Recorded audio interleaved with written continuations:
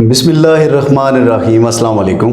आप देख रहे हैं हकीकत पसंद शहजाद अहमद के साथ, और मेरे साथ मेहमान हैं प्रोफेसर मज़हर दानिश साहब। अस्सलाम वालेकुम सर। जी वालेकुम सलाम। सर, आज मसला जो है वो काफ़ी गंभीर मसला है, हर घर का मसला है। जी जी, बच्चों की बदतमीज़ी के बारे में, सही। बेअदबी के बारे में। सही। बच्चे मोस्टली बाहर तो वो बदतमीज़ी करते ही करते हैं, वो अपने माँ बाप के साथ भी बदतमीज़ी करते हैं। सही। अपने घर के बड़ों के साथ भी वो बदतमीज़ी से पेश आते हैं, बेअदबी का मुजाहरा करते हैं। सही।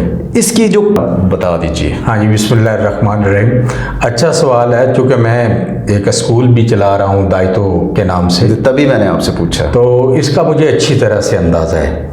शहजाद भाई, एक बात आप ज़हन में रखिए, अगर एक बच्चा घर में बदतमीज़ी करता है ना, तो वो बाहर ज़रूर करेगा। अगर वो बाहर बदतमीज़ी कर रहा है तो आप अंदाज़ा लगा सकते हैं वो घर में ज़रूर करेगा।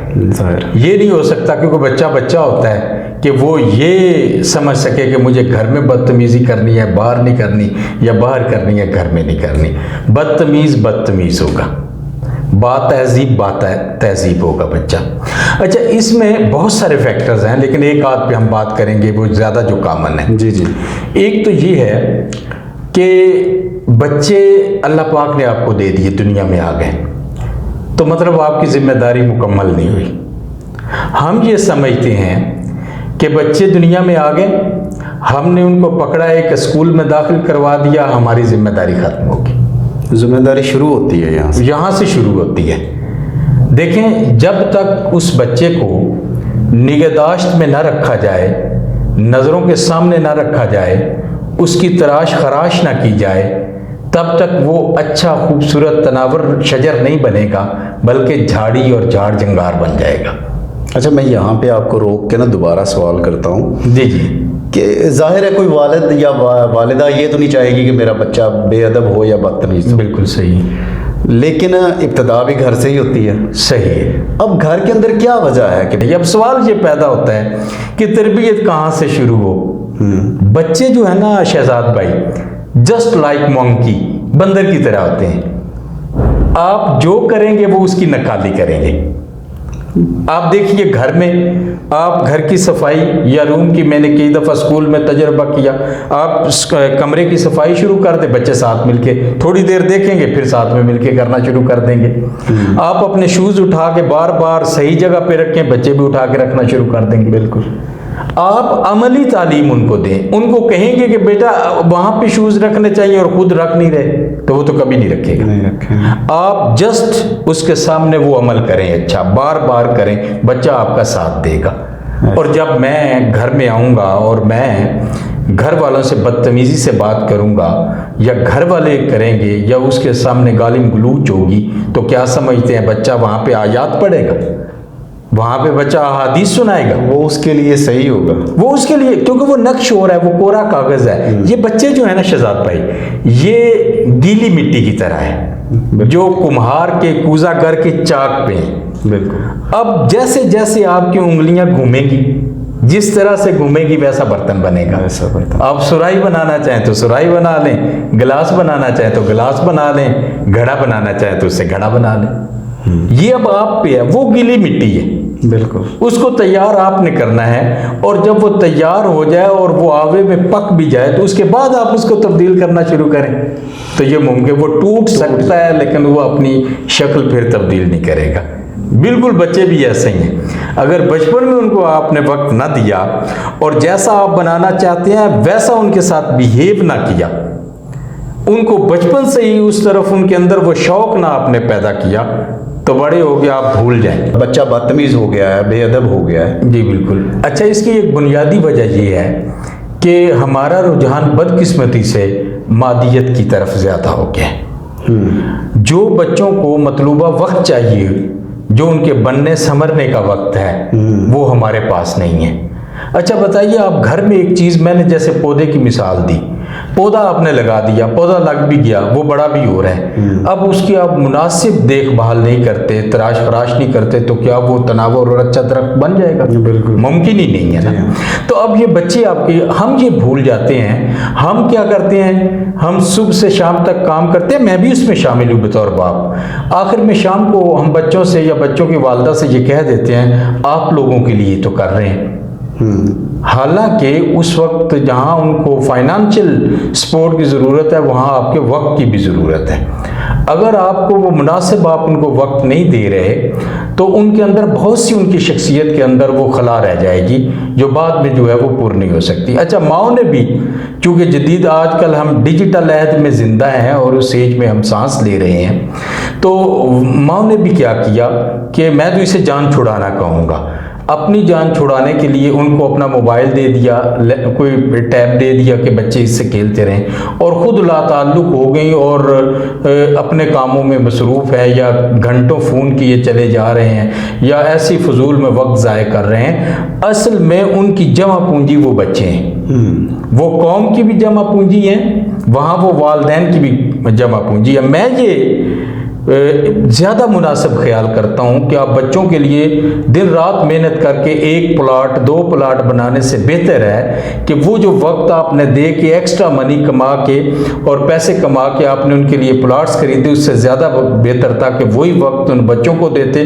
तो बच्चे बड़े होकर खुद खरीद लेते, कोई मसला ही नहीं था। बिल्कुल ठीक है ना, बच्चे इस काबिल हो जाते कि उनको ज़रूरत ही ना रहती। एक बड़ा मारूफ कौल है कि 2 किस्म की औलाद होती है, एक लायक होती है, एक नालायक होती है।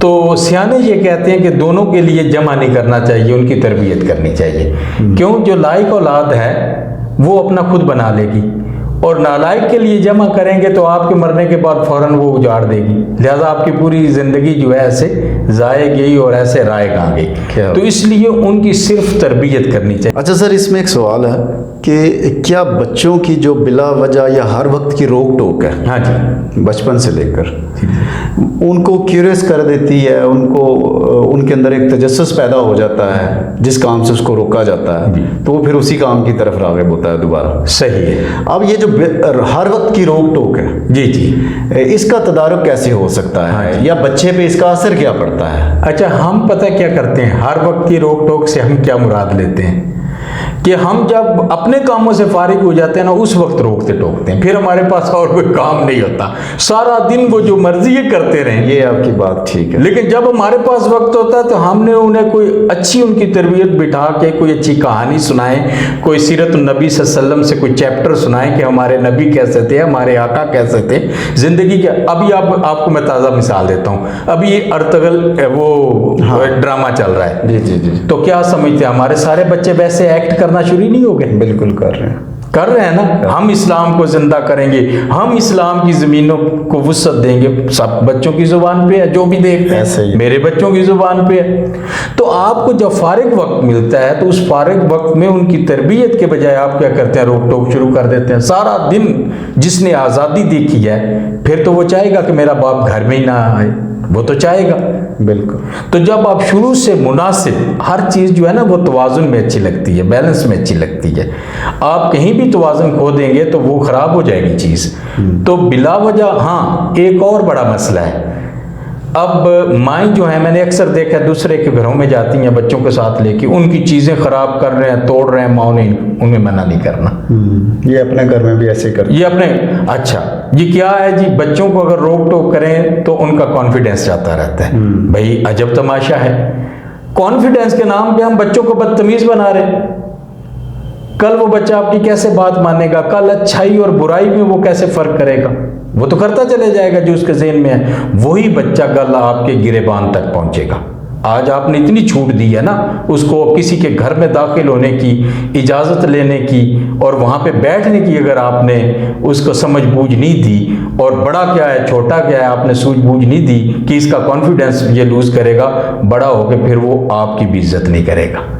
फिर उधर उसका कॉन्फिडेंस ज़रा देखने वाला होगा, आपके दिल पे चरके लगेंगे कि मेरा बच्चा मेरे सामने ये कर रहा है। आपने सिखाया है जनाब उसको, ठीक, बचपन से ही आपने नहीं बताया कि बड़ा क्या होता है, छोटा क्या होता है, उनकी कैसे इज्जत और तकरीम की जाती है, ये आपने सिखाया ही नहीं। बिल्कुल ठीक कहा आपने सर। ये तमाम मसाइल हैं जिनको शायद हम लोगों ने पहले ऑब्जर्व नहीं किया होगा। जी, जी। आपकी बात सुन के आप इस पे शायद ध्यान भी देंगे, मैं खुद भी दूंगा।